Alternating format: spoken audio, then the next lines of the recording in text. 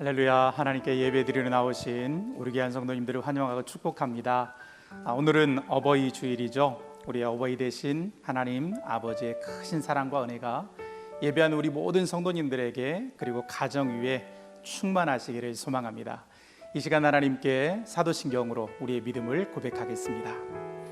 전능하사 천지를 만드신 하나님 아버지를 내가 믿사오며 그 외아들 우리 주 예수 그리스도를 믿사오니 이는 성령으로 잉태하사 동정녀 마리아에게 나시고 본디오 빌라도에게 고난을 받으사 십자가에 못 박혀 죽으시고 장사한 지 사흘 만에 죽은 자 가운데서 다시 살아나시며 하늘에 오르사 전능하신 하나님 우편에 앉아 계시다가 저리로서 산자와 죽은 자를 심판하러 오시리라. 성령을 믿사오며 거룩한 공예와 성도가 서로 교통하는 것과 죄를 사하여 주시는 것과 몸이 다시 사는 것과 영원히 사는 것을 믿사옵나이다. 아멘. 할렐루야. 이 시간 우리의 영원한 힘 되신 하나님을 찬양하시겠습니다. 주를 안모하는 자, 주를 안모하는 자 올라가 올라가 또 주를 기뻐하는 자, 주를 기뻐하는 자 올라가 올라가 또 주 모든 싸움 이기고 모든 싸움 이기고 근심 걱정 없이는 올라가 올라가 독수리 같이. 아멘. 주 안모하는 자, 주 안모하는 자, 주 안모하는 자, 늘 한번 주 기뻐하는 자, 주 기뻐하는 자, 주 기뻐하는 자, 주 기뻐하는 자, 내가 주를 바라보는 자, 주를 바라보는 자 올라가 올라가 또 주를 사랑하는 자, 주를 사랑하는 자 올라가 올라가 또 주를 은혜 안에 뛰놀며 은혜 안에 뛰놀며 주의 영광 보리라 올라가 올라가 올라가 네. 독수리 같이 주 바라보는 자, 주 바라보는 자, 주 바라보는 자, 주 바라보는 자, 내가 주 사랑하는 자, 주 사랑하는 자, 아멘. 주 사랑하는 자, 주 사랑하는 자, 다시 한번 찬양하시겠습니다. 주 바라보는 자, 주 바라보는 자, 주 바라보는 자, 내가 주 사랑하는 자, 주 사랑하는 자, 주 사랑하는 자, 주 사랑하는 자, 내가 원하리라. 아멘. 주님과 함께 길 가는 것이 우리의 기쁨 되길 소망합니다. 할렐루야. 주와 같이 길 가는 것 즐거움이라니까 우리 주님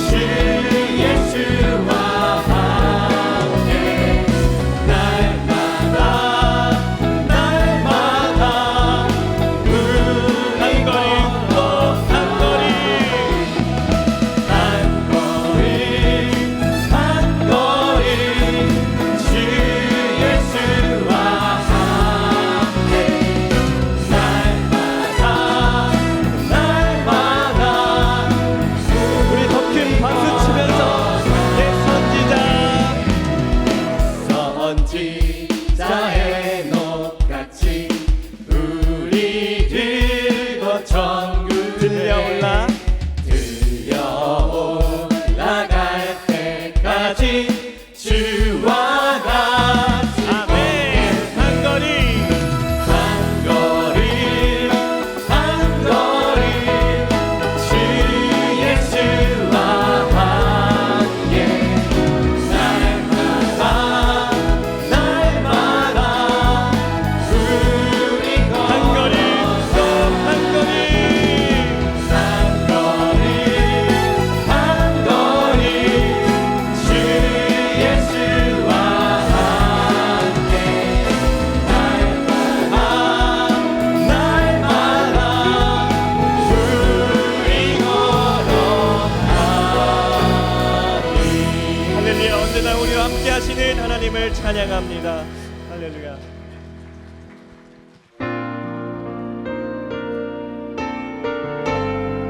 우리를 지키시고 보호하시는 그 하나님을 바라보시며 전심으로 찬양하시겠습니다.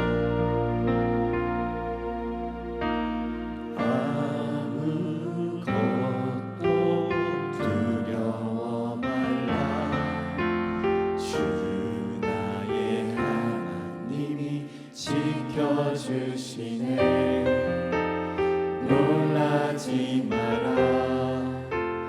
겁내지 마라.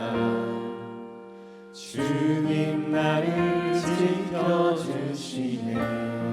아무것도 두려워 말라. 아무것도 두려워 말라. 주 나의 하나님이 지켜주시네. 놀라지 마라. 겁내지 마라. 주님 나를 지켜주시네. 아멘. 내 맘에 힘에 겨워 지칠지라도 주님 나를 지켜주시네. 세상에 엄한 풍파 몰아칠 때도 주님 나를 지켜주시네.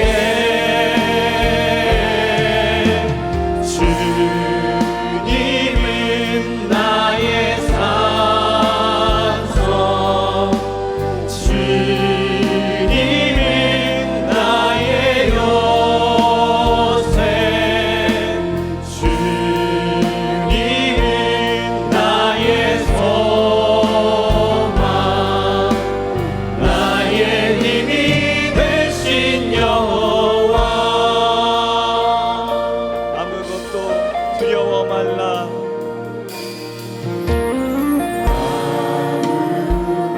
아무것도 두려워 말라.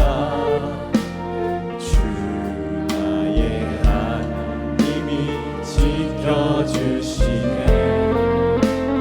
놀라지 마라. 겁내지 마라. 주님 나를 지켜주시네. 아멘. 내 맘이 힘에 겨워 내 맘이 힘에 겨워 지칠지라도 주님 나를 지켜주시네. 세상에 험한 풍파 몰아칠 때도 주님 나를 지켜주시네.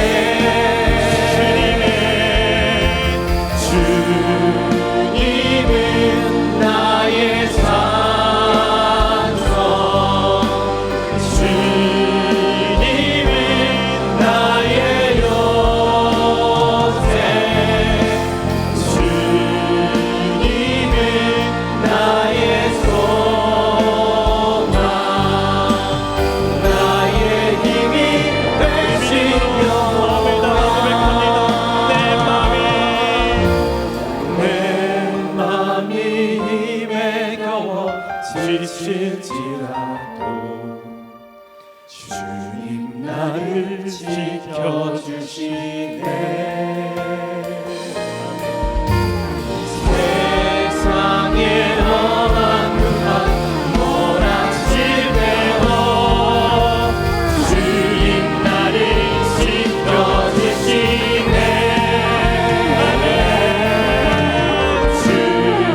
주님은 나의 산성, 주님은 나의 요새, 주님은 나의 소망, 나의 힘이 되신 여호와. 주님은 나의 산성, 주님은 나의 요새, 주님은 나의 소망, 나의 힘이 되신 여호와. 주님은 나의 산성, 주님은 나의 요새,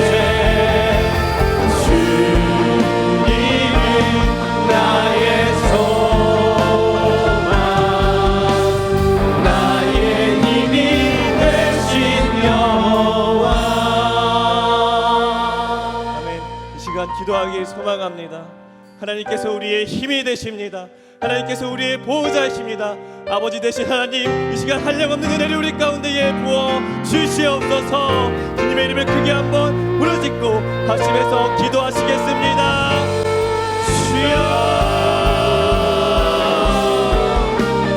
할렐루야. 전능하신 아버지 하나님, 하시는 독점하신 아버님이 오늘 모든 마음과 생명과 함께 구원하신 아멘. 한량없는 은혜를 예배합니다. 하나님과 주시옵소서. 주님을 높여드립니다. 아버지 우리의 말씀을 지키는 너의 심령을 향해 주시고 그 인자하신 우리를 사랑하시는 그 위로가 있어서 가운데 넘쳐나게 소망하오니 하나님 역사하신 우리 모든 심령 가운데 주님을 바라보고 주님을 찾는 모든 순간 가운데에 역사여 주시고 찬양하여 주시옵소서. 주시옵시고 주님을 보여주시옵소서. 주님 우리가 명예하여 주시고 우리 가운데 말씀하여 주시옵소서.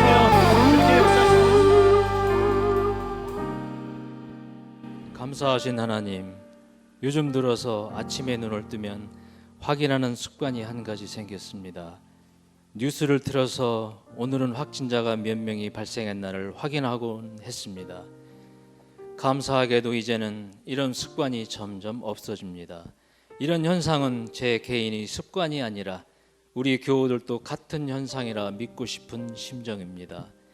그간의 어려움을 극복하고 비록 떨어져 앉아서 예배를 드리지만 교우들이 얼굴을 마주할 수 있는 예배에 참여할 수 있게 해주신 은혜를 생각하면 뭐라 감사의 말씀을 드려야 할지 모르겠습니다.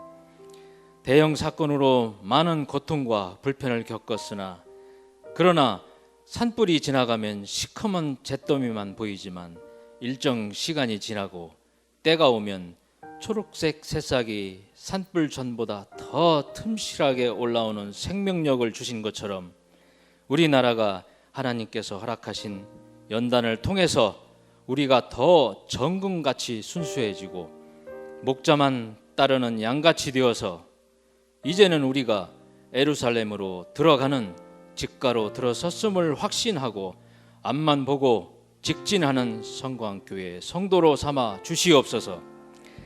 나 자신이 그릇된 행동으로 고귀한 복음을 값싼 복음으로 만들지 않도록 언제나 항상 깨어있게 채찍의 따끔함도 느끼게 해 주시옵고 심금을 울리는 주님의 한 말씀에 여지껏 그릇된 길로 다니는 것조차도 몰랐던 나 자신을 예수님과 동행하는 생활로 교회와 친밀한 사이가 되는 역사를 저희에게 허락해 주시옵소서. 전 세계적으로 같은 원인으로 많은 인류가 고통을 겪고 있는 시점에서 우리나라를 먼저 살펴주신 하나님의 은혜에 감사를 드립니다. 다시는 이런 전염병에서 고통받지 않게 우리의 생활 습관과 앞뒤가 다르고 표리가 다른 신앙생활을 용서하여 주시옵고, 내가 가지고 있는 신앙을 과대 포장하는 것을 멈추고 거울 앞에서 내 얼굴을 보듯이 내 안에 나도 이런 상태의 크리스찬인지 통찰하는 계기로 삼아 주시옵소서. 사회적 거리 두기의 여파로 예수님과 나와의 거리가 나도 모르게 생긴다면 이것이야말로 큰일이 아닐 수 없습니다. 그래서 우리 교회에서는 유튜브를 통해서 언제나 목사님을 뵐 수 있는 채널이 항상 열려져 있으므로 오히려 코로나19로 인해 예수님과 나와의 거리가 없어진 것을 감사드립니다. 그동안 위축되어져 있던 교회 사역이 다시금 힘차게 추진될 수 있도록 주변 여건을 회복시켜 주시옵고, 성도들의 합심으로 제2의 부흥의 불씨를 우리 교회에 지펴 주시옵고, 벼랑 끝에 선 마음으로 위기를 기회로 삼을 수 있는 자신감을 우리 나라와 성광교회에 역사해 주시옵소서. 큰 사건 속에서도 우리 교회를 굳건히 지켜주신 담임 목사님과 부목사님, 여러 사역자님들께 깊은 감사를 드리오며, 오늘 주시는 말씀 위에 많은 은혜 주시옵기를 간절히 바라옵나이다. 모든 말씀 감사하신 예수님의 이름으로 기도합니다. 아멘.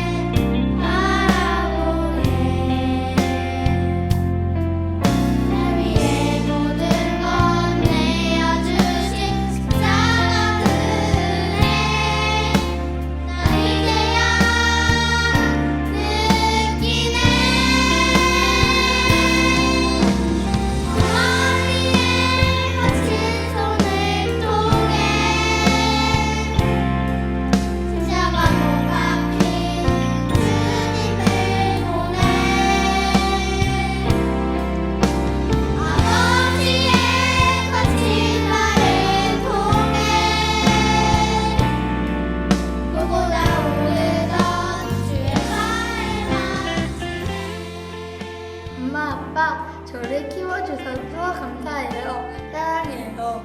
13년 동안 키워주셔서 감사하고 이제부터 효도할게요. 엄마, 아빠 사랑해요. 저를 키워주셔서 감사합니다. 저를 위해서 항상 애써주시고 기도해주셔서 감사해요. 사랑해요. 엄마, 아빠 키워주셔서 감사해요. 그리고 사랑해요. 엄마, 아빠 사랑해요. 날 위해 모든 것 내어주신 십자가 그 사랑 나 이제 바라보네. 날 위해 모든 것 내어주신 십자가 그 은혜 나 이제야 느끼네.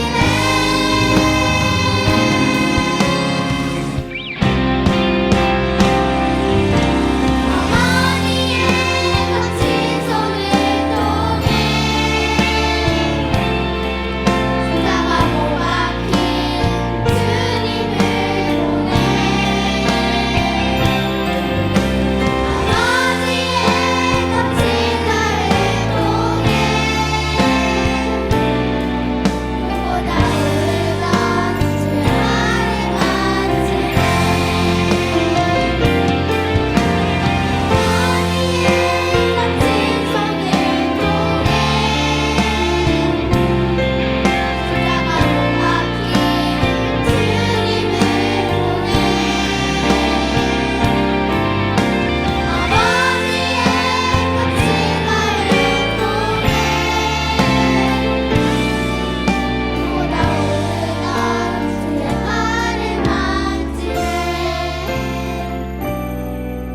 눈보다 흐르던 주의 말을 만지네.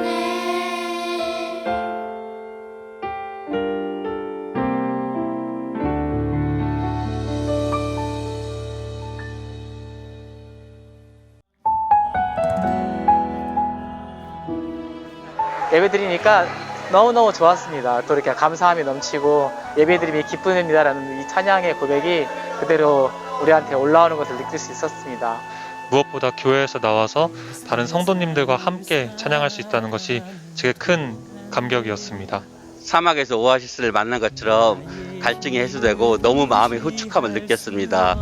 그간 침체했던 저의 신앙의 마음을 이제 다시 한번 바로잡아서 아버지 하나님께 의지하며 교회를 사랑하며 소망으로 나아갈 수 있도록 기도로 나아가겠습니다. 이렇게 오늘 나와가지고 오랜만에 예배당에 와서 하나님 앞에서 예배 드리니까 정말 좋고, 오늘따라 뭔가 예배에서 좀 더 하나님께 더 다가갈 수 있는 그런 시간이 됐던 것 같습니다.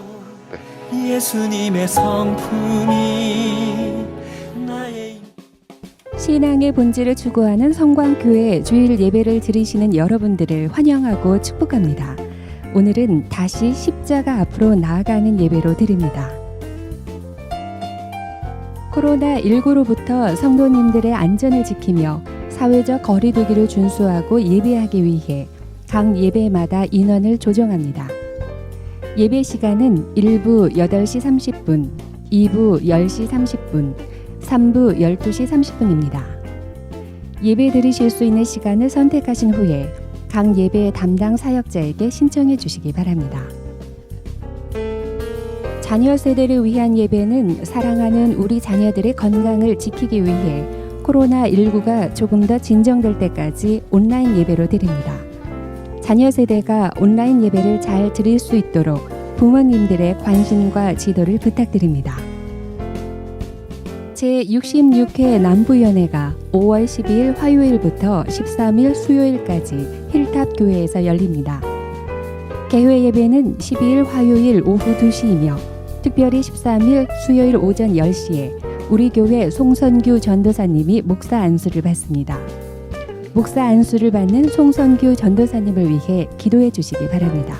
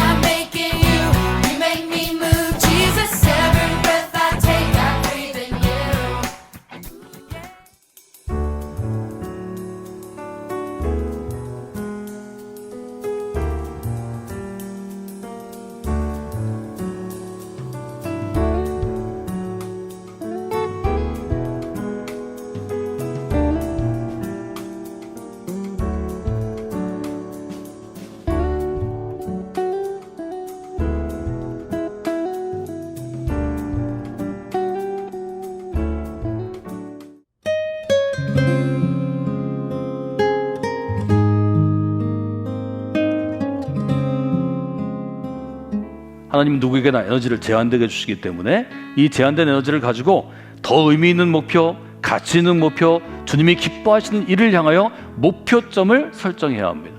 이 목표가 쉽게 이루어지지 않습니다.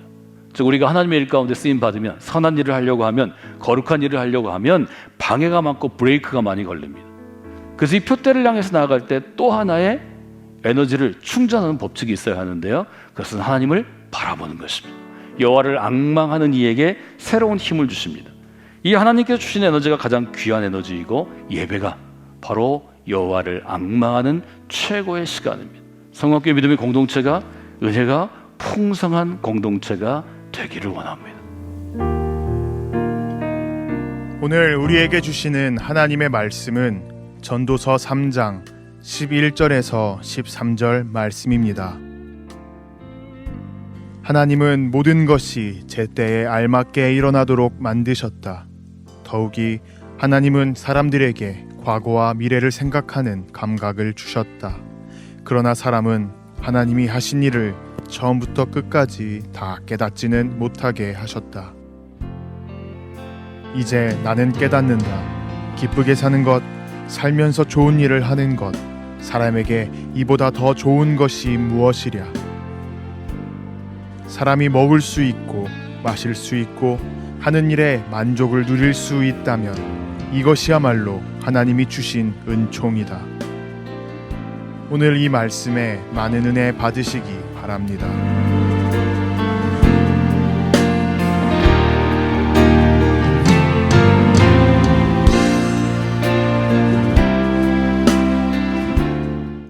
귀하고 복된 주 하나님께 나오신 여러분을 주님의 이름으로 환영합니다.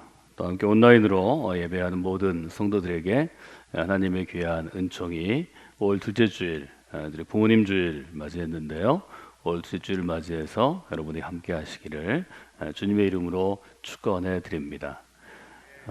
이번 주 안에 저희가 화요일에는 어린이날 지냈고요, 또 금요일에는 이제 어버이날이라고 불리우는 우리 부모님을 위한 날이 있었습니다.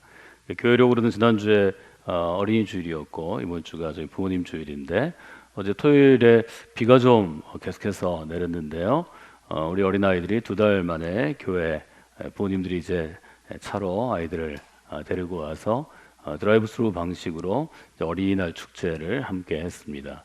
오전 10시부터 오후 4시까지 함께 했는데요, 시간을 나누고 또 차 안에 앉아서 아이들이 이제 게임도 하고 또 사역자들 함께 만나고 또 선생님들 만나는 귀한 시간이었습니다.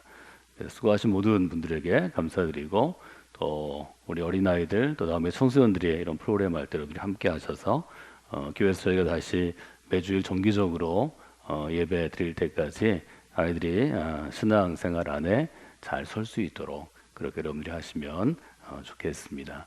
지난주 저희가 함께 나눈 주제는 인생에는 하나님께서 주시는 에너지들이 있는데, 이 에너지는 사람에 따라 또 상황에 따라 제한이 있기 때문에 이 에너지를 우리가 가장 귀하고 아름다운 곳에 효율적으로 잘 사용하는 것이 아주 중요하다 하는 것을 저희들이 바울의 특별히 서신들을 예로 들면서 함께 나누었습니다. 그래서 여러분들이 그렇게 인사하시면 좋겠습니다. 여호와를 앙망하는 사람에게 새 힘을 주십니다. 이렇게 좀 인사하시죠. 여호와를 앙망하는 자에게 새 힘을 주십니다. 하나님께서 주시는 새 힘으로 여러분의 인생이 또 여러분의 삶이 더욱더 복되고 아름답게 세워지는 그런 귀한 분들이 되시기를 원합니다. 부모님 주일에 저희들이 함께 부르는 찬양이 여러 곡 되지 않는데요, 저희 찬송가의 579장에 어머니의 넓은 사랑이라는 찬양이 있습니다. 여러분들 기억하시면서 우리가 이 찬송 함께 부르고 오늘 주시는 말씀, 전도서의 말씀을 붙잡고 함께 나아가기를 원합니다. 어머니의 넓은 사랑 귀하고도 귀하다. 어머니의 넓은 사랑 귀하고도 귀하다. 그 사랑이 언제든지 나를 감싸줍니다. 내가 올 때 어머니는 주께 기도드리고,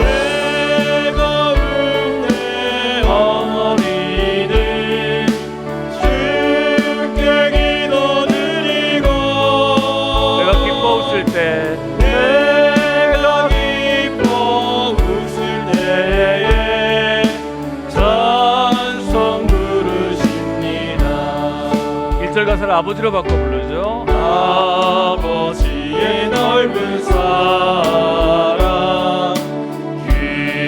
귀하고도 귀하다. 그 사랑이 언제든지 나를 감싸줍니다. 내가 울 때 아버지는 주께 기도드리고 내가 기뻐 웃을 때에 찬송 부르십니다. 부모의 사랑을 기억하면서 함께 기도드리시겠습니다. 하나님, 귀한 은혜 주셔서 감사합니다. 오늘 올 둘째 주일을 맞이해서 저는 믿음으로 하나님께로 나아갑니다. 이 예배 가운데 하나님 함께 하시고 또 예배에 함께하는 모든 성도들이 하나님을 바라보며 하나님을 기대하고 또 하나님을 앙망하는 귀한 시간이 되게 하여 주시옵소서. 지난주에 저희들이 나눈 것처럼 여호와를 앙망하는 사람에게 하나님께서 새 힘을 부어주신다고 말씀해 주셨는데, 하나님, 저희들이 여호와를 앙망하여 새 힘을 공급받는 귀한 존재들이 되게 하시고 이 땅 가운데 살아가면서 염려나 근심 때문에 우리의 주신 삶의 에너지를 소모하거나 낭비하지 아니하고 하나님이 주신 에너지를 잘 모으고 축적해서 표대를 향하여 하나님께서 우리 인생을 화살처럼 쏘신 것 사용하기를 원하시는 곳에 효율적으로 잘 사용할 수 있도록 하나님께서 우리에게 은혜를 더해 주시기를 원합니다. 이 시간 믿음으로 하나님을 향하여 11조의 예물들, 또 감사의 예물, 또 하나님 나라와 뉴스페이스를 위한 믿음의 교회 공동체와 미래 사역을 위한 귀한 선교의 예물들을 드리며 나가는 손길들이 있습니다. 이 한 주간이 하나님의 은혜 가운데 사는 시간이 되게 하시고 또 하나님의 능력을 공급받는 시간이 되게 하시고 하나님과 동행하는 귀한 한 주가 되게 하여 주시옵소서. 이 시간 저희들이 사랑하는 딸아, 사랑하는 아들아, 인생은 아름다운 선물이라고 말씀하시는 전도서의 말씀을 마음에 품고 나아갑니다. 하나님 도와주시고 함께하여 주시어서 우리가 함께 드리는 이 예배가 하나님의 귀한 은혜를 체험하는 시간이 되고 하나님을 향한 믿음을 고백하는 시간이 되고 하나님의 보좌 앞으로 우리가 마땅히 드려야 할 삶의 헌신과 귀한 예물들을 올려드리는 시간들이 될 수 있도록 하나님 도와주시고 함께하여 주시옵소서. 예수님의 이름으로 기도드리옵나이다. 아멘. 5월 저희 둘째 주 맞이하게 됐습니다. 5월달은 저희가 아주 특별한 시간들인데요. 기념일들이 아주 많이 있습니다. 화요일 5일에는 어린이를 위한 기념일이 있었고 또 금요일 8일에는 이제 부모님들을 위한 기념일이 있었습니다. 지난 주간은 이제 연휴였기 때문에 저희들이 어린이를 위한 교회에서 행하는 축제들을 코로나 사태가 있지만 드라이브 스루 방식을 통해서 부모님들과 또 사역자들, 교사들의 협조 가운데 어제 비가 내리는 가운데 저희들이 주차장 전체를 사용해서 함께 하게 되었습니다. 특별히 이제 가족 단위로 차 안에서 비가 오지만 여러 가지 일들을 아이들이 경험했는데요. 저희 성광교회에서 아이들을 길러낼 때 특별히 어린아이들이나 청소년들이나 청년들이 교회 안에 머무는 시간이 있는데요. 뭐 20년 남짓한 시간입니다. 이 시간이 지나면 많은 이제 아이들이 청년이 돼서 교회를 떠나고 세상을 떠나가게 되는데 교회에 머무는 동안 아이들에게 저희들이 좀 꼭 주고 싶은 것은 아이들이 교회를 통해서 아주 행복한 기억을 갖는 것입니다. 교회를 생각하면 좀 마음에 행복한 기억들이 가득하고 또 목사님들, 또 사역자들, 선생님들을 생각하면 그 사랑의 은혜가 또 그 사랑의 기억들이 그들을 행복하게 하고 또 많은 성도들과의 관계 또 부모님과 함께했던 교회에서의 시간들이 아이들에게 복되고 아름다운 시간이 되기를 저희들이 원하는 것입니다. 지난주에 저희들이 함께 나눈 것은 모든 사람의 삶에는 삶을 그릇이라고 표현한다면 인생의 그릇에는 담겨진 에너지가 있습니다. 그래서 인생의 그릇에 그릇 용량만큼 에너지를 잘 모으고 그것들을 집중해서 아주 귀하고 복된 곳에 사용하고 또 에너지를 공급받고 하는 과정을 통해서 우리 인생이 이루어지는 것인데, 하나님께서 공급해 주시는 그 에너지를 우리가 어떻게 하면 하나님의 관점으로, 주님의 관점으로 볼 때 더 효율적이고 또 전략적으로 저희가 쓸 수 있는가 하는 것을 함께 나누었습니다.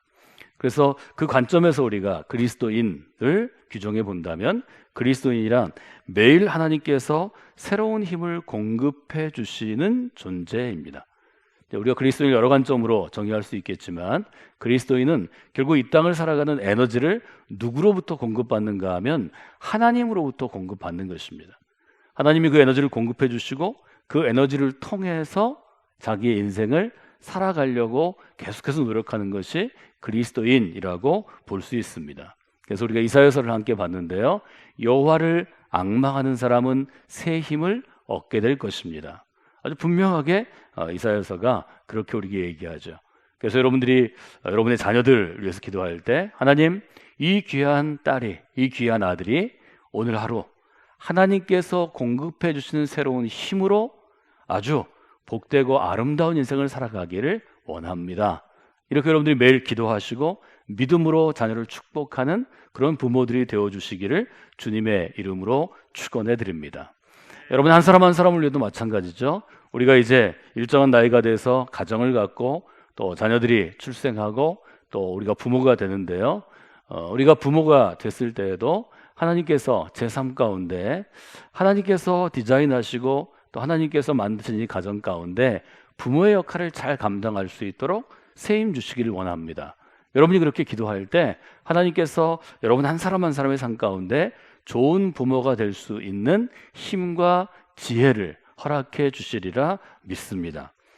특별히 저희들이 살아가다 보면 여러 사람들을 만나게 되는데요, 만약에 이제 우리에게 결정권이 주어져서 내가 누구와 함께 일할 수 있는 사람을 선택할 수 있는 결정권이 주어진다면, 또 우리가 어떤 일을 할 때 우리가 일터에서 또 직장에서 어떤 프로젝트를 하게 되는데, 그 프로젝트를 감당할 사람들을 우리가 뽑거나 선발해서 일을 주는 결정을 할 때 어떤 사람을 내가 선택할 것인가 하는 기준이 누구에게나 있습니다.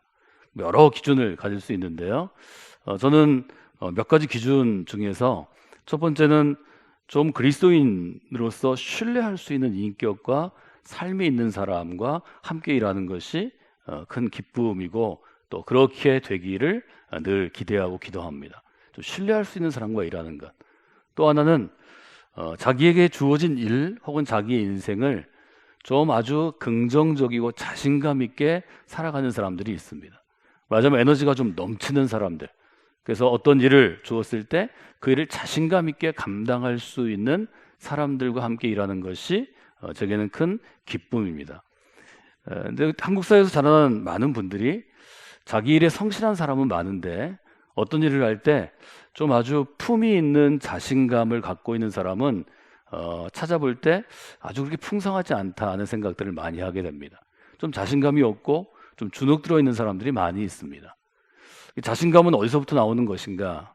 우리가 어린이 주일과 부모님 주일을 지내면서 함께 볼 수 있는 것은, 하나님께서 한 인간에게 자신감을 주실 때, 한 사람에게 자신감을 주실 때 자신감의 원천은 어린 시절 가정과 부모로부터 시작되는 것을 발견하게 됩니다. 많은 사람들과 함께 일하다 보면 아주 자기 인생에 대해서 긍정적으로 생각하고 또 하나님을 믿는 믿음이 아주 밝고 자신감 있는 사람들은 대부분 어릴 때 부모와의 기억들이 행복한 기억들이 많이 있습니다. 그러니까 아이들이 즐거운 기억, 기쁜 기억 뭐 이런 것들을 주면 그 아이가 어떤 경제적인 상황에서 자라나고 어떤 사회적인 환경 속에서 자라났을지라도 아주 자신감이 풍성한 사람으로 설 수 있다는 거죠. 그래서 저는 성광교회에서 자라나는 모든 어린 아이들이 이제 어린이 자라나서 청소년이 되고 청소년이 자라서 청년이 됐을 때 우리 교회에서 행복한 기억들을 할 수 있는 한 많이 자기 마음의 창고에 좀 많이 쌓아가기를 원합니다. 그 행복을 하나씩 하나씩 꺼내어 볼 때 인생 가운데 큰 자신감을 누릴 수 있기 때문입니다. 여러분은 어떤 사람과 함께 인생의 많은 시간을 보내시기를 원합니까? 여러분의 가정, 배우자이든지 자녀이든지 또 부모이든지 아니면 교회 왔을 때 어떤 목회자이든지 성도이든지 일터에서 어떤 사람이든지 여러분의 삶을 더욱더 복되게 하는 그러한 주변의 사람들은 어떤 스타일의 사람들일까요? 저는 에너지가 좀 풍성하고 또 그 에너지의 질이 수준이 아주 좀 순전한 그런 밝은 에너지를 가진 사람들과 여러분이 함께 하시면 좋겠습니다. 또 여러분이 그런 분들이 되셔서 우리 교회에 함께하는 모든 성도들이 그 과거에는 어떤 가정에서 자라나고 어떤 일을 경험했고 또 어떤 신앙의 여정을 거쳤든지 저에게 와서 한 해, 두 해 함께 신앙생활하면서 그 밝은 에너지를 공급받고 밝은 에너지를 내어보내고 분출하고 다른 사람에게 나누어주는 그런 귀한 인생으로 변화되기를 원합니다. 특별히 저희가 비가 오는 가운데서도 이런 사역들을 하면서 기쁨을 누릴 수 있는 것은 그리스도 안에서 행복한 기억을 흔적으로 우리 칠판에 글씨를 쓰듯이 남기는 시간들이 있기 때문입니다. 그런데 이 행복한 기억들은 일회성으로 한 번으로 끝나서는 안 되고 아주 주기적으로 아이들이 경험하고 또 부모들이 경험하고 성도들이 경험할 수 있도록 저희가 사역을 진행하고 있습니다. 주기적이라는 것은 계속된다는 것이고 일정한 시간을 두고 반복된다는 것입니다. 이 교육의 원칙이죠. 그래서 아주 중요한 것, 아주 귀한 것, 꼭 알아야 될 것들은 주기적으로 반복되고 계속해서 실행되어야 하는 것입니다. 여러분 모두가 성곽교회 안에서 행복한 기억들을 많이 쌓아가는 분들이 되시기를 원합니다. 그 기억 안에서 부모님들을 생각할 때는 부모님이 내게 이러이러한 행복한 기억을 주셨구나 생각하면서 감사하는 분들이 되시고 여러분의 자녀들을 향해서는 이 자녀들에게 내가 이런 행복한 기억을 주어야 되겠구나 이렇게 여러분들이 결단하는 그런 분들이 되시기를 주님의 이름으로 부탁을 드립니다. 한 주간의 시간들을 지내면서 저는 이런 질문을 계속해서 하게 되었습니다. 과연 좋은 부모는 어떤 부모인가 하는 것입니다. 우리가 좋은 부모라는 말을 아주 익숙하게 사용하는데 어떤 부모가 좋은 부모일까? 이렇게 질문해 보는 것입니다. 이 질문은 상당히 추상적인 질문입니다. 말하자면 한 가지로 답할 수 없는 질문입니다. 자신이 생각하는 인생의 관점에 따라 답이 달라질 수 있겠습니다. 자신이 생각하는 신앙의 관점에 따라 답이 달라질 수 있고 자기가 지금 경험하는 어떤 현재의 상황이나 아니면 지나간 과거의 상황으로부터 여러분이 답할 수 있습니다. 다양한 답이 있을 수 있는데요. 이 다양한 답을 여러분들이 한번 적어보시면서 과연 어떤 부모가 좋은 부모일까를 고민해야 좋은 부모가 될 수 있는 길이 열립니다. 이 질문을 해보지 않고 이 질문에 대해서 답하지 않고 좋은 부모가 될 수는 없습니다. 그냥 우리가 막연히 생각하는 것이 아이들에게 좋은 것이 아니기 때문입니다. 더군다나 여러분이 자녀로서 부모의 사랑을 받던 때와 60년대이든 70년대이든 80년대이든 지금은 전혀 다른 세대입니다. 전혀 다른 세상입니다. 그때 좋은 것이 지금 좋으면 우리는 변화하지 않았고 발전하지 않은 것입니다. 상황이 다르고 또 우리 사회가 근대로부터 현대, 현대로부터 초현대, 포스트 모더니즘으로 지금 이행하는 과정에 있기 때문에 이 부분은 아주 중요한 질문이 될 것입니다. 저희가 전도서 3장을 오늘 함께 읽었는데요. 전도서 3장은 이를테면 이스라엘 사회에서 좋은 부모는 어떤 부모인가에 대한 질문을 품게 만드는 책의 기능을 갖고 있습니다.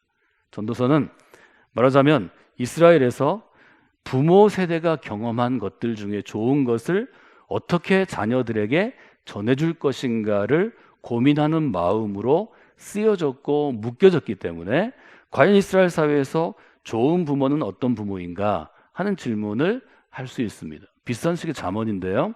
잠언도 우리가 거룩한 문서, 케투빔이라고 불리우는 문서 중에 하나로 과연 이스라엘 사회에서 어떻게 자녀들에게 좋은 교훈을 줄 것인가, 자녀들에게 무슨 교훈을 줘야 이 자녀들이 좋은 이스라엘 백성으로 자라날 것인가를 고민하는 것이고 이 관점을 가지고 질문하고 있죠.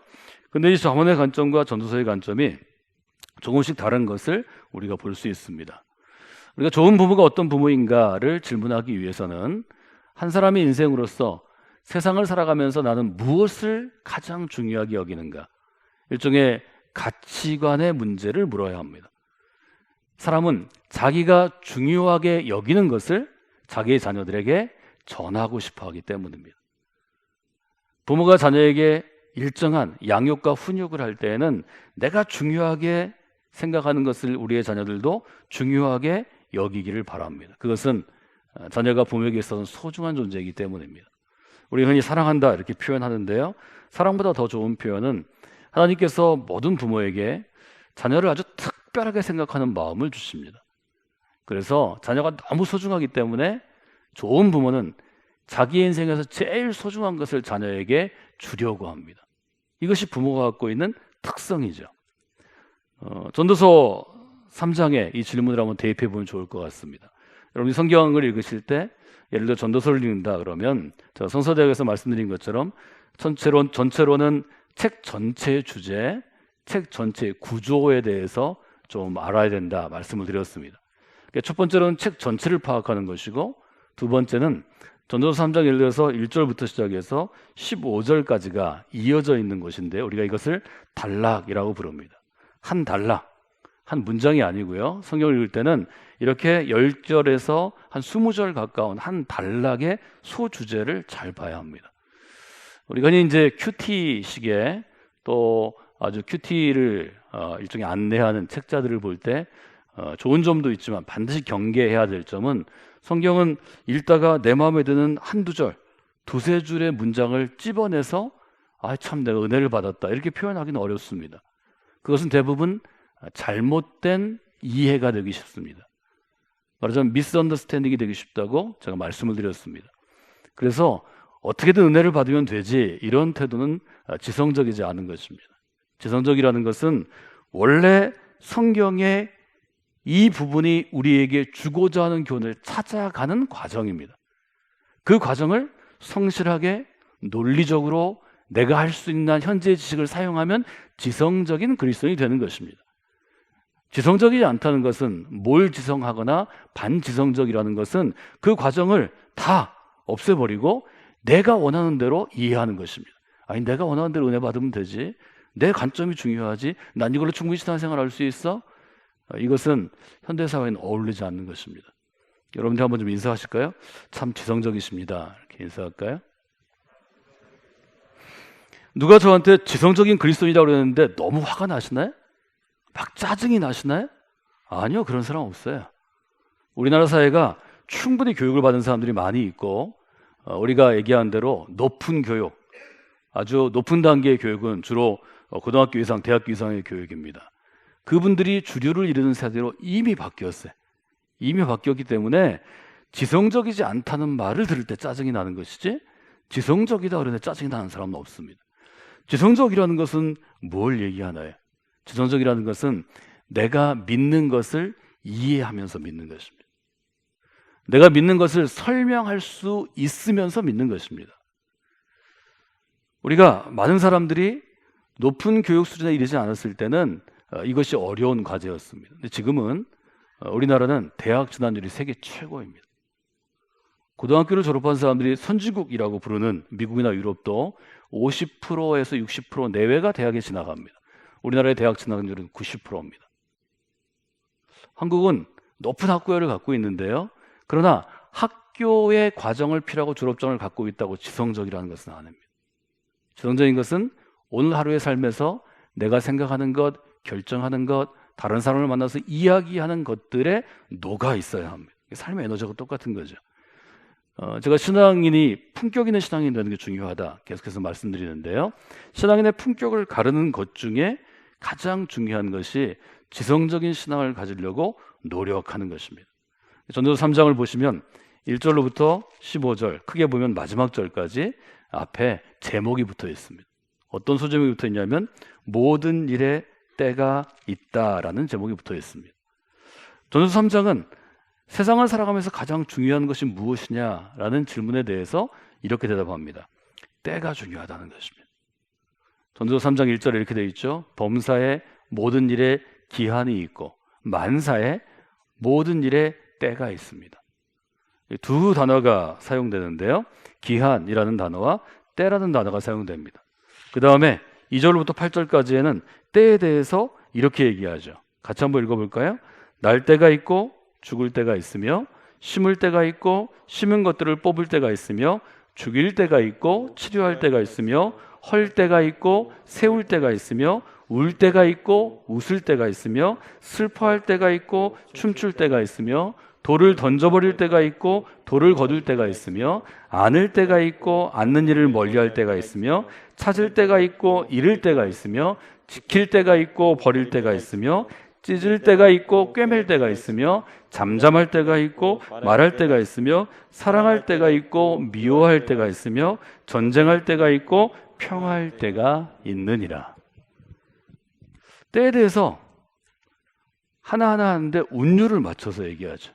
서로 주고받을 수 있도록 하죠. 이것이 이제 오래된 글들의 아주 맛깔스러움이죠. 우리나라 옛날의 시조들이나 아니면 근대 시들을 보면 이 운율을 지켜서 저희는 주로 3사 이렇게 하는데요. 그 운율을 지키죠. 이 전도서에 지금 그 운율이 들어가 있습니다. 그리고 이것들을 세어보면 7의 배수입니다. 7, 14, 21. 그것은 7을 완전수로 생각하기 때문이라는 거죠. 지금 전도서 3장이 우리에게 얘기하는 것은 세상을 살아가면서 가장 중요한 것은 때와 기한이라는 거죠. 때를 맞춰서 무엇을 하는가. 심어야 할 때는 심고 거둘 때는 거두는 것. 이 때가 뒤바뀌면 심어야 할 때 거둘 수 없고 거둬야 할 때 심을 수 없다는 거죠. 그것이 곧 지혜로운 인생이고, 자녀들이 그런 지혜로운 인생을 살아가도록 인도하는 것, 안내하는 것, 돕는 것이 부모의 역할이다 하는 것을 우리가 볼 수 있습니다. 전도서 쌍벽을 이루는 이스라엘의 지혜가 담겨있는 책이 잠언입니다. 그런데 잠언이 중시하는 관점은 전도서가 중시하는 관점과는 차이가 있습니다. 많은 분들이 잠언을 대부분 많이 읽습니다. 그런데 잠언은 왕의 관점에서 좋은 시민, 좋은 이스라엘 국민을 양성하는 관점으로 쓰여져 있는 책입니다. 말하자면 이것은 왕의 통치적인 어떤 기초가 담겨 있는 책입니다. 그래서 잠언이 좋아하는 지혜로운 인생을 이스라엘 사회는 이렇게 정의합니다. 잠언은 아주 분명하게 지혜로운 인생에 대해서 이렇게 얘기하죠. 부지런히 수고하고 열심히 일하는 인생이 지혜로운 인생이라는 것입니다. 부지런히 수고하고 열심히 일하는 국민들이 많으면 누구한테 유익이 될까요? 왕에게 유익이 있습니다. 옛날에는 국가의 주인은 왕입니다. 그래서 이것은 왕의 관점에서 아주 지혜로운 인생에 대해 썼다, 이렇게 볼 수 있겠습니다. 잠언은 저희 할머님이 굉장히 좋아하시던 책인데요. 저희 할머님은 20세기 초반에 태어나셔서 일제시대를 경험하고 또 전쟁을 경험하고 아주 어려운 시대를 주로 홀로 자녀를 키우면서 경험하신 아주 입지전적인 인물입니다. 근데 이분과 제가 아주 어린 시절 같이 있었고, 또 할머님이 이제 손주를 아주 사랑하셨기 때문에 제가 할머님과 같은 방을 주로 썼는데요. 힘든 부분이 있어요. 어떤 힘든 부분이 있냐면, 저희 할머님은 본인이 모든 판단의 중심이세요. 젊은 시절부터 본인 위주로 살아남으신 분이에요. 그러니까 다른 사람의 삶의 기준이 아니고 본인의 삶의 기준인데요. 제일 힘든 건 자고 깨는 거였어요. 예를 들어 이분이 무슨 일이 있으시고 열심히 일하셔가지고 초저녁 8시에 주무셔서 코를 골면서 주무셔요. 그런데 이제 그렇게 주무시다 보면 새벽 1시면 깨십니다. 4-5시간 주무시면. 그런데 저는 그때까지 뭐 다른 일을 하다가 12시가 넘어 새벽 1시쯤 제가 자야 정상이거든요. 그러니까 저는 막 잠이 들면 할머니는 깨셔가지고 때때로 저를 깨우세요. 새벽이 됐다, 옹철아. 깨야지. 새벽을 일찍 깨야 이게 성공한 사람이 되지. 이게 할머니들이 갖고 있는 생각이신데요. 제가 고생을 많이 했습니다. 제가 여러분에게 부탁하는 것은 육체에는 사이클이 있습니다. 어떤 사람은 초저녁에 잠이 많아서 실컷 자고 새벽 2시면 정신이 드는 사람이 있고, 어떤 사람은 새벽 2시까지 열심히 일하다가 푹 자서 아침에 10시, 11시가 돼야 정신이 드는 사람이 있는데요. 이건 아무리 부모라도 바꿀 수 없는 것입니다. 그것은 인정해야 합니다. 그러면 좋은 부모가 되는 것이 내가 갖고 있는 삶의 스타일에 자녀를 맞추는 게 아닙니다. 오히려 자녀가 갖고 있는 삶의 스타일을 잘 이해하고 그 삶의 스타일이 꼽힐 수 있도록 무대를 만들어주는 것입니다. 좋은 부모의 역할에 대해서는 이것은 제 얘기가 아니고 적어도 1990년대 이후에 수많은 교육에 관계되는 전문가들의 아주 종합적인 의견이기 때문에 이 점은 여러분들이 잘 생각해 보시면 좋을 것 같습니다.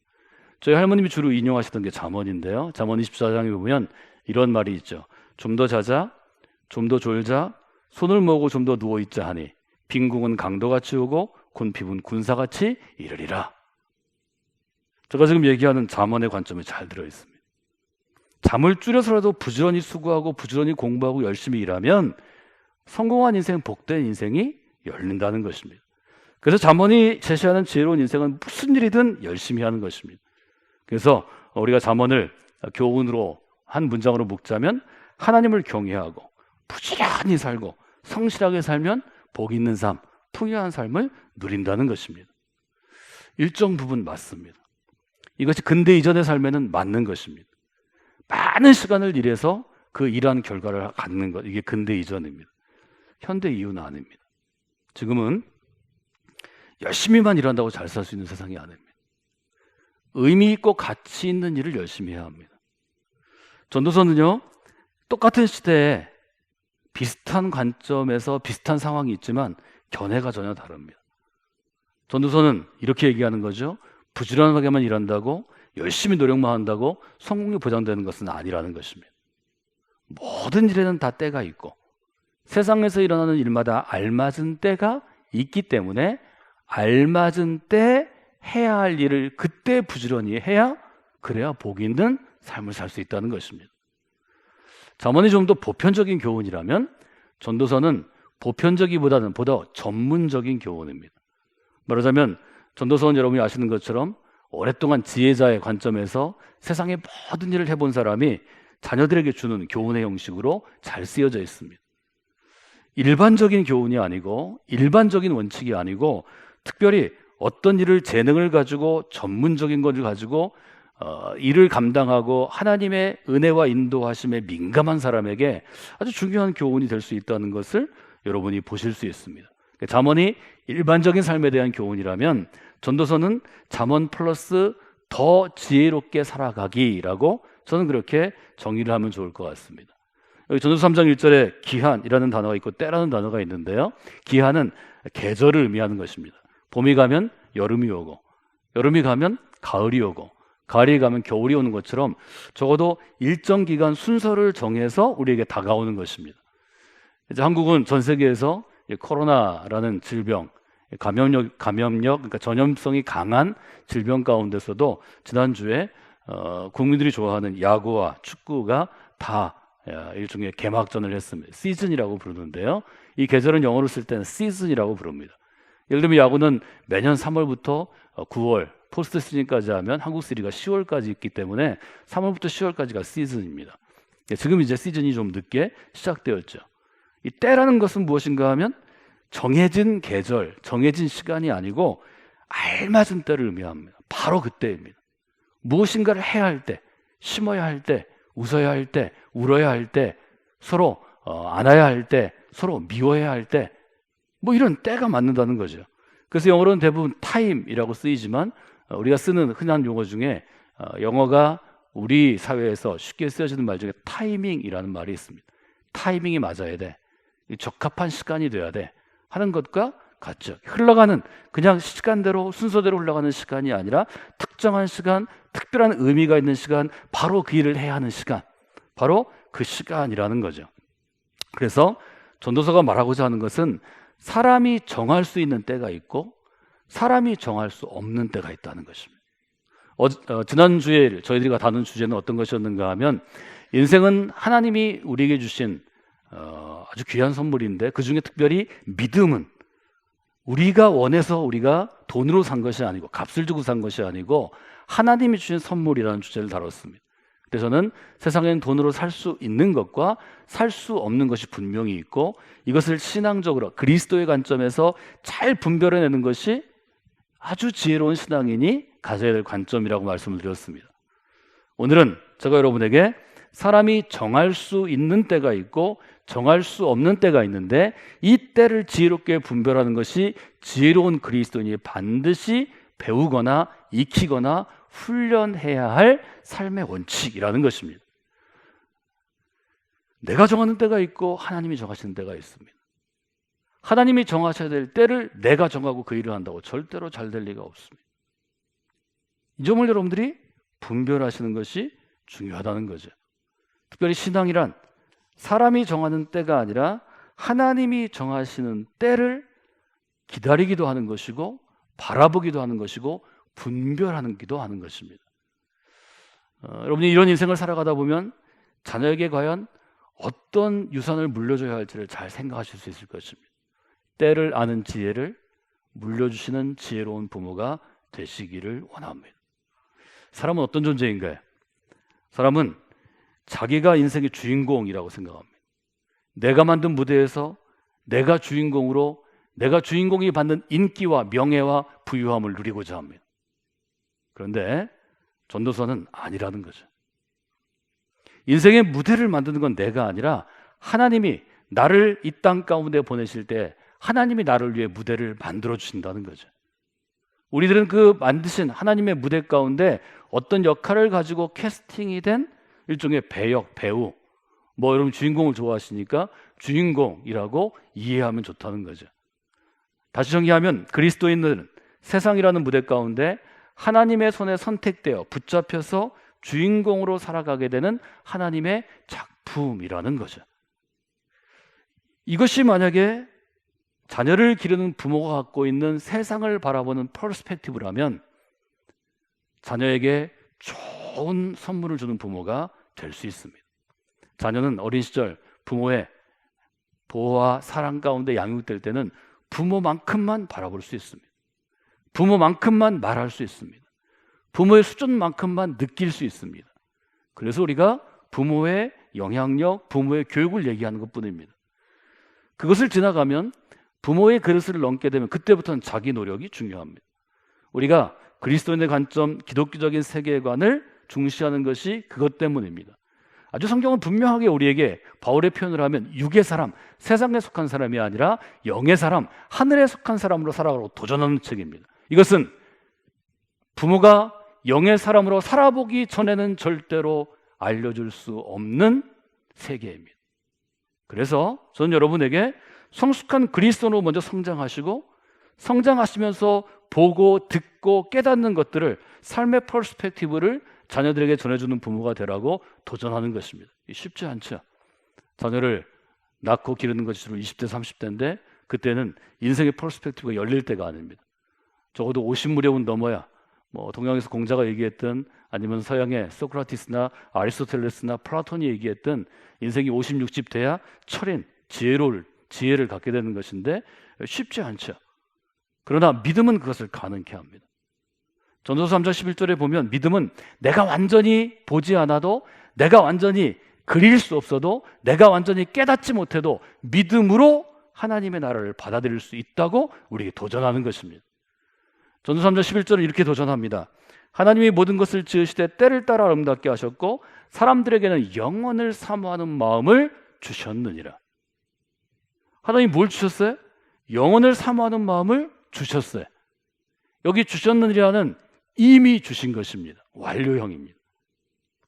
우리는 영원을 사모하는 마음을 내가 만지고 깨닫고 보았을 때야 비로소 믿음을 갖게 된다고 생각하는데 그렇지 않다는 거죠. 성경은 그렇게 고백하는 것입니다. 하나님이 우리를 믿음의 자리로 부르셨을 때, 하나님이 모세를 선택하셨을 때, 하나님이 아브라함을 선택하셨을 때, 하나님이 야곱을 선택하셨을 때 그때 이미 우리 마음의 중심에 믿음의 자리를 마련해 주셨다는 거죠. 아멘을 안 하시는데요? 정말 중요한 것입니다. 내가 노력한 만큼만 믿을 수 있다면 누가 그렇게 믿음 생활 잘할 수 있어요? 내가 아는 만큼만 믿을 수 있다면 누가 그렇게 성숙한 믿음에 이를 수 있어요? 하나님이 믿음을 선물로 주셨다는 것을 여러분이 잘 이해하셔야 합니다. 믿음은 선물입니다. 내가 노력한 것보다, 내가 만지는 것보다, 내가 아는 것보다 믿음은 선물로 우리에게 주어지는 것입니다. 마찬가지로 전도서는 영원을 사모하는 마음을 하나님이 주셨기 때문에 그 마음을 품고 살아가는 것이 믿음의 길이라고 우리에게 도전하는 것입니다. 바꿔 얘기하면 믿음의 부모에게 가장 중요한 일은 어떤 것인가요? 우리 자녀들에게 마음의 중심에 영원을 사모하는 마음을 품게 하는 것입니다. 여러분이 그 일들을 감당하는 분들이 되시기를 원합니다. 성곽기 믿음의 공동체가 이 귀한 사역을 위해서 헌신된 교회로 지금까지 세워져 왔는데 이 일을 통해서 하나님의 나라를 귀하고 복되게 세우게 될 것입니다. 그것이 부흥이라는 말을 우리가 쓰는 이유입니다. 부흥은 단순히 우리가 모이는 2020년에 교인들 숫자가 불어나는 게 아닙니다. 부흥은 단순히 우리의 건물들이 늘어나는 게 아닙니다. 부흥은, 진정한 부흥은 하나님의 나라가 확장되는 것입니다. 성광교회가 그 보이지 않는 하나님의 나라를 바라보는 믿음의 눈이 더욱더 열리기를 원합니다. 전서 3장에 있는 때의 특징은 어디에 있나요? 좋은 때와 나쁜 때가 함께 섞여 있는 것입니다. 말하자면 긍정적인 때와 부정적인 때가 함께 소개되는 것입니다. 아침이 있고 저녁이 있습니다. 기쁠 때가 있고 슬플 때가 있습니다. 씨를 뿌릴 때가 있고 열매를 거둘 때가 있습니다. 이처럼 좋은 일과 나쁜 일이 한 쌍으로 한 번에 소개되는 것은 무슨 까닭인가요? 저는 이것이 인생이기 때문이라고 생각합니다. 하나님께서는 우리의 삶에 좋은 때와 어려운 때를, 슬플 때와 기쁠 때를 함께 하도록 하셨습니다. 한자로 우리가 공존한다라는 말을 씁니다. 함께 존재하는 것입니다. 어떤 부부가 좋은 부부일까요? 내가 한 대로만 가르쳐주면 너의 인생에는 늘 좋은 일만 일어날 것이다. 저는 이게 좋은 부모가 아니라고 생각합니다. 열심히 일해도, 자문의 말씀처럼 부지런히 일해도 일이 안 될 때가 있을 것이다. 그게 인생이다. 그때 하나님을 의지해야 된다. 아무리 열심히 일해도 때가 적합하지 않으면, 때가 맞지 않으면 이룰 수가 없단다. 그때는 하나님이 주시기 때문에 그래서 우리가 믿음을 가지고 살아가야 한다. 저는 인생에 좋은 때뿐만 아니라 나쁜 때가 있는 것을 분명히 경고하고 그 나쁜 때를 어떻게 믿음으로 이겨나갈 수 있는지를 알려주는 부모가 좋은 부모라고 생각합니다. 나는 너를 위해 모든 걸 줄 수 있지만 정말로 너에게 내가 필요할 때 나는 아마 이 세상에 없을 것이다. 아니면 힘을 잃은 노인이 됐을 것이다. 그때는 내가 아니라, 부모인 내가 아니라 아버지나 어머니를 의지하는 게 아니라 하나님을 의지하는 믿음의 사람이 되어야 한다. 나는 늙고 낡아져서 이 땅에서 떠나가겠지만 하나님을 의지하는 사람이 되면 부모 없는 세상에서도 하나님이 너를 지키실 것이다. 이렇게 얘기해 주는 게 좋은 부모가 아닐까요? 하나님은 우리에게 그걸 원하시는 게 아닐까요? 전도서를 4년 전에 시리즈로 저희가 함께 묵상할 때 저는 하루의 설교 제목을 이렇게 정해드렸습니다. 우리의 삶에 늘 햇빛만 내려지고 비가 한 번도 내리지 않는다면 아주 화창하고 아름답고 좋은 곳이 될 것 같지만 30년만 지나면 그 땅은 사막으로 변합니다. 사막화됩니다. 사람이 못 사는 땅이 되는 것입니다. 어떤 사람은 햇빛이 아니라 비를 좋아할 수 있습니다. 왜 이렇게 햇빛이 쨍쨍 내리지나 매일 비가 왔으면 좋겠네. 여러분, 매일 비가 와서 3년만 비가 오면 그 땅은 사람이 살지 못하는 땅이 됩니다. 노아의 홍수가 바로 그 예를 우리에게 보여줍니다. 우리는 살아가면서 내가 원하는 일만 생기기를 원하지만, 내가 좋은 일만 하기를 원하지만 그것은 인생이 아닙니다. 하나님은 내가 원하는 일만 생기게도 하시면 원치 않는 일도 생기게 하십니다. 나에게 좋은 일도 주시지만 내가 좋아하지 않는 일도 주십니다. 그것이 우리의 인생을 복되게 하기 때문입니다. 하나님이 그렇게 하실 때는 그것을 받아들이는 것이 믿음입니다. 그런 믿음을 가지라고 우리는 아이들에게 도전하는 것입니다. 11절은 그래서 이렇게 풀어서 기록할 수 있습니다. 하나님은 모든 것이 제때에 아름답게 되도록 만드셨습니다. 사람들의 마음속에는 영혼을 심어 놓으셨습니다. 하나님은 처음부터 끝까지 다 깨달을 수는 없게 하셨습니다. 그럼 우리는 인생에 대해서 이렇게 결론을 낼 수 있죠. 하나님께서 때를 따라 아름답게 하심으로 이 세상은 아름다운 세상이 될 수 있습니다. 그 세상에서 어떻게 살아가라고 전도서는 우리에게 결론을 내나요? 12절에 이렇게 되어 있죠. 사는 동안에 기뻐하십시오. 기쁘게 살으라는 것입니다. 선을 행하라는 것입니다. 선을 행하는 삶을 살으라는 것입니다. 먹고 마시는 것과 수고함으로 낙을 누리십시오. 만족하고 감사하라는 것입니다. 하나님의 선물인 줄을 알으십시오.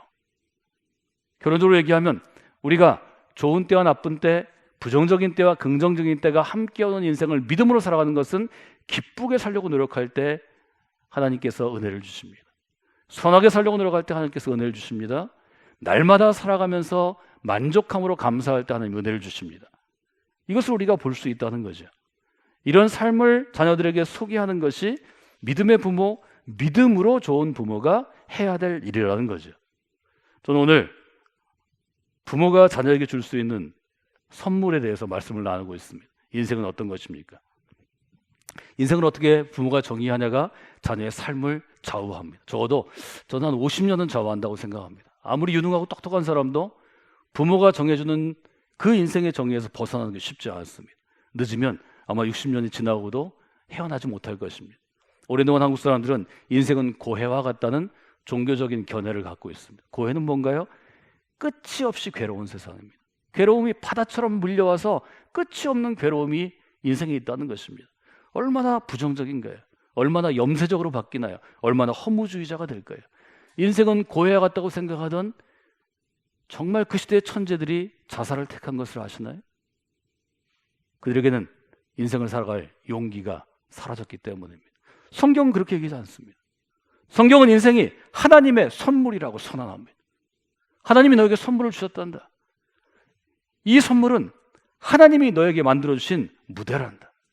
너는 이 무대에서 주인공처럼 마음껏 소리치고 마음껏 웃고 마음껏 내가 하고 싶은 일을 펼치면서 살아가기를 바란다. 아빠는 그 일을 돕는 사람이란다. 엄마는 그 일이 가능하도록 너를 위해 모든 것을 해줄 수 있는 사람이란다. 아주 어린 시절부터 어머니의 태중으로부터 어머니의 복중으로부터 이런 축복과 기도 가운데 자라난 인생이 더 복되고 더 아름다운 인생을 살 수 있지 않을까요? 전 성광교회에서 태어나는 모든 생명들이 그 축복을 부모로부터 교회로부터 성도로부터 목사님들로부터 받고 자라나는 복 있는 인생이 되기를 원합니다. 저는 오늘 설교 제목을 이렇게 정했습니다. 사랑하는 딸아, 인생은 하나님께서 주신 아름다운 선물이란다. 사랑하는 딸아, 인생은 하나님께서 주신 아름다운 선물이란다. 여러분 매일 여러 번 수십 번 아이들에게 이 내용만 전하시기를 원합니다. 이것을 믿음으로 선언하시기를 원합니다. 우리는 부족한 부모이지만 믿음으로 전도서가 우리에게 주는 하나님의 교훈을 선포할 때 하나님께서 일하실 것입니다. 믿음의 부모가 할 일이 저는 그것이라고 생각합니다. 우리는 온전한 모델이 될 수 없습니다. 우리의 언어나 우리의 생각이나 우리의 삶은 때로 아이들에게 걸림돌이 될 때가 많을 것입니다.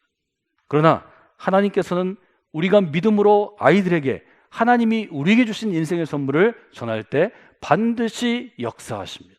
일하십니다. 우리는 부족하지만 하나님이 일하시는 것, 그것이 지난주 우리가 함께 나눈 삶의 에너지를 풍성하게 증폭시키는 성서의 법칙입니다. 여러분들이 그런 믿음으로 살아가시는 부모가 되시고 그런 자녀들을 기르시는 귀한 믿음의 공동체가 되도록 우리 교회를 위해서 기도하고 노력하는 분들이 되시기를 주님의 이름으로 부탁을 드립니다. 기도하기를 원합니다. 우리가 먼저 그렇게 기도했으면 좋겠습니다. 하나님께서 제게 인생의 무대를 만들어 주셨습니다.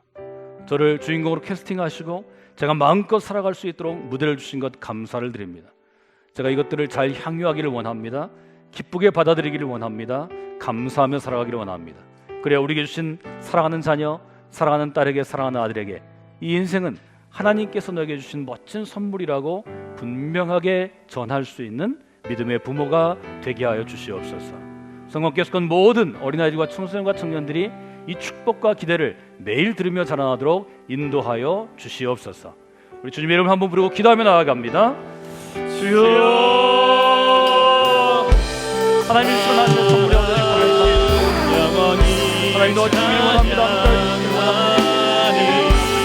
하나님 내 가운데 믿음으로 나아갑니다. 하나님 우리의 사랑을 아버지 인도하여 주시옵소서.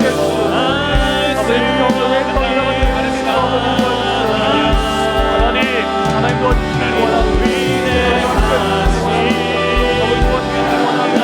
아버지 역사하시길 원합니다.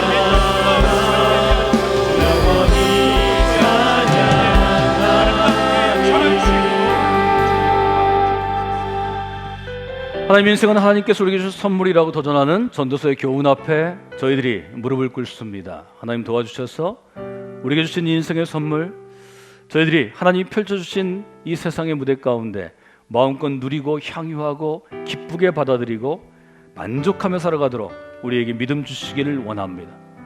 우리가 먼저 체험함으로 하나님께서 우리에게 주신 귀한 선물인 자녀들에게 동일하게, 아니 더 강력하게 선언할 수 있기를 원합니다. 사랑하는 딸아, 인생은 하나님께서 내게 주신 귀한 선물이란다.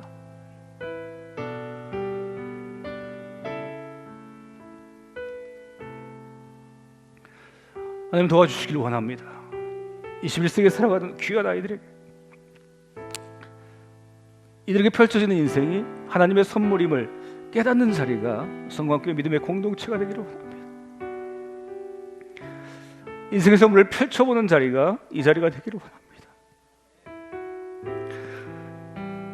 특별히 하나님, 누군가의 자녀로 태어나서 부모의 사랑과 은혜를 받고 이 자리까지 하나님의 부르심 가운데 온 우리 모두가 믿음 있는 부모가 되게 하시고 믿음으로 자녀들을 양육하는 부모가 되게 하시고 신앙을 유산으로 선물하는 부모가 되게 하여 주시옵소서.